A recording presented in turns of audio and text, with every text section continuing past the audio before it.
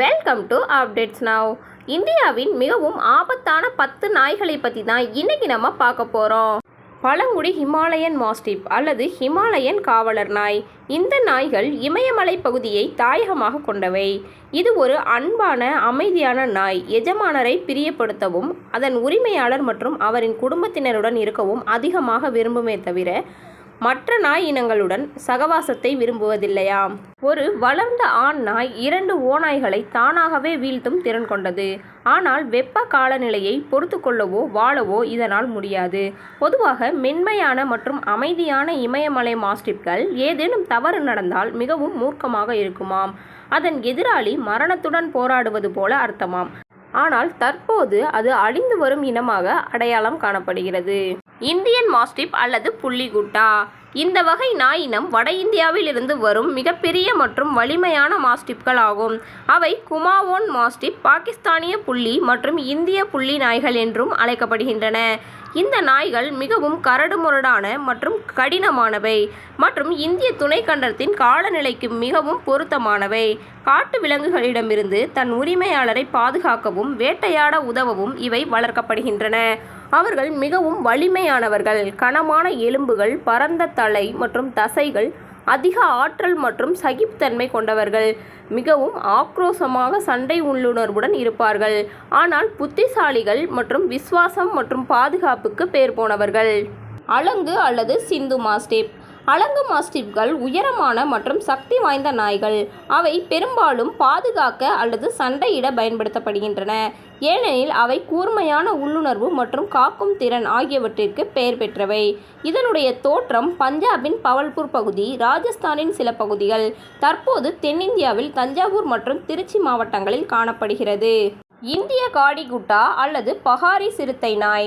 காடிகுட்டா என்பது வட இந்தியாவில் குறிப்பாக மேற்கு இமயமலை பகுதிகளில் உள்ள மாவட்டங்களில் காணப்படும் மாஸ்டிஃப் வகை மலைநாய் ஆகும். ஆரம்பத்தில் வேட்டையாடுவதற்காக வளர்க்கப்பட்டது. பல திறமைகள் கொண்ட காடிகுட்டா உள்ளூர் மேய்ப்பாளர்களால் பரவலாக பயன்படுத்தப்படுகிறது.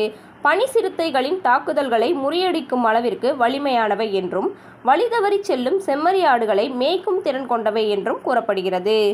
கோம்பை நாய். கோம்பை ஒரு சக்தி வாய்ந்த வேலை செய்யும் நாய். இது தமிழ்நாட்டின் தென்னிந்திய பகுதியை பூர்வீகமாக கொண்டது.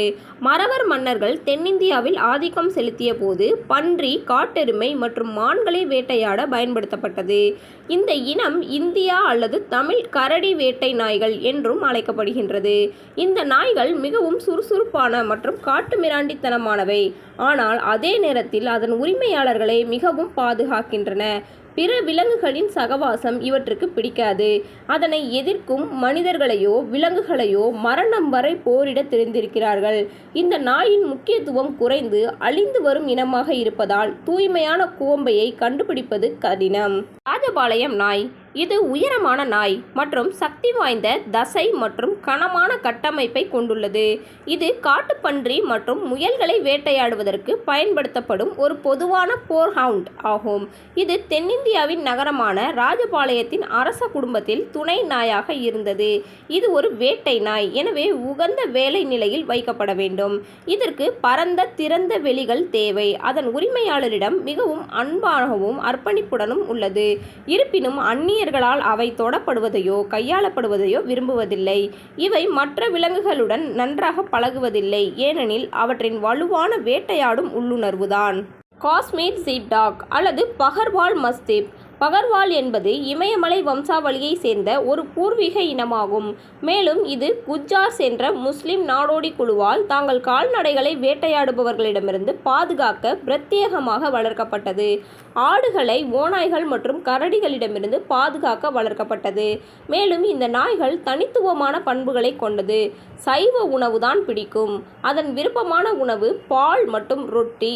அழியும் நிலையில் உள்ளதாக இது அடையாளம் காணப்படுகிறது. ராம்பூர் ஹவுண்ட். இந்த நாய்கள் வட இந்திய நகரமான ராம்பூரை பூர்வீகமாக கொண்ட ஒரு வேட்டை நாய்கள் ஆகும். இது மான், நரி, குள்ளநரி மற்றும் முயல்களை வேட்டையாட பயன்படுகிறது. ஒற்றை வேட்டை நாய் ஒரு நரியை வீழ்த்தியது தைரியத்தின் சோதனையாக கருதப்பட்டது. அவர்கள் பார்ப்பதற்கு சோம்பேறி போல தோன்றலாம், ஆனால் தேவைப்படும் போது சிறந்த இயங்கும் வேகம் மற்றும் சகிப்புத்தன்மை கொண்டவர்கள். சில மணி நேரத்திற்கு 42 மைல்கள் வரை ஓடக்கூடியது.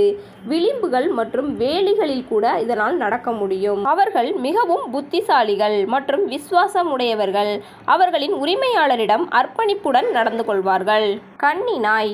இந்த இனம் இந்தியாவின் தமிழ்நாட்டிற்கு அரிதானது மற்றும் பூர்வீகமானது.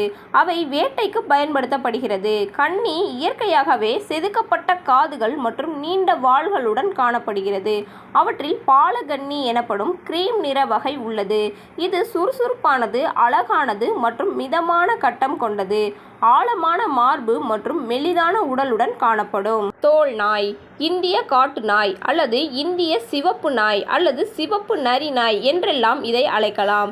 இது ஆஸ்திரேலிய எல்லை கோழிகளைப் போன்ற உடலமைப்பை கொண்டுள்ளது. ஆனால் தோல் நாய் ஆப்பிரிக்க காட்டு நாய்களைப் போலவே உள்ளது. அவர்கள் தங்கள் சொந்த அளவை விட 10 மடங்கு வரை இரையை கொள்ள முடியும். அவை மணிக்கு 34 மைல் வேகத்தில் ஓடும். இந்த வகை அழிந்து வரும் நிலையில் உள்ளது. இந்த வீடியோ பிடிச்சிருந்தா வீடியோக்கு ஒரு லைக் பண்ணிவிட்டு என்னோட சேனலை சப்ஸ்கிரைப் பண்ணிக்கோங்க. இந்த வகை நாயில் ஏதாவது உங்கள் வீட்டில் இருந்துச்சுன்னா என்னோட கமெண்ட்டில் சொல்லுங்கள்.